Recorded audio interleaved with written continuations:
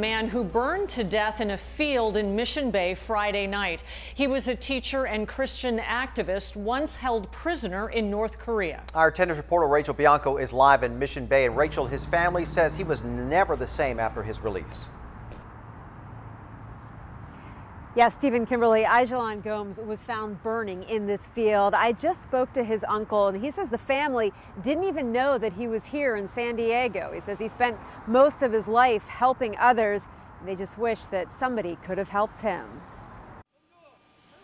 This is Aijalon Gomes smiling with former President Jimmy Carter. He landed back home in Boston into the arms of his relieved family. This was back in 2010. I would take my hat off to President Jimmy Carter for a great job he did. Aijalon was teaching English in South Korea when he was captured crossing into North Korea. He was sentenced to 8 years hard labor, but after 7 months, President Carter negotiated his release. He never talked about his time as a prisoner. The first thing we ever heard about Korea is what I mentioned earlier that he said in the email. Aijalon's uncle, Michael Farrow, is one of the nearly 300 people who got that email Friday night. He says Aijalon talked about being beaten and humiliated without specifically mentioning Korea.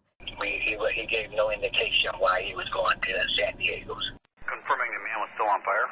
A brush and a man was on fire? That was the dispatch call that went out Friday night. An off-duty CHP officer found Aijalon on fire in this Mission Bay field. Investigators believe his death was either suicide or accidental.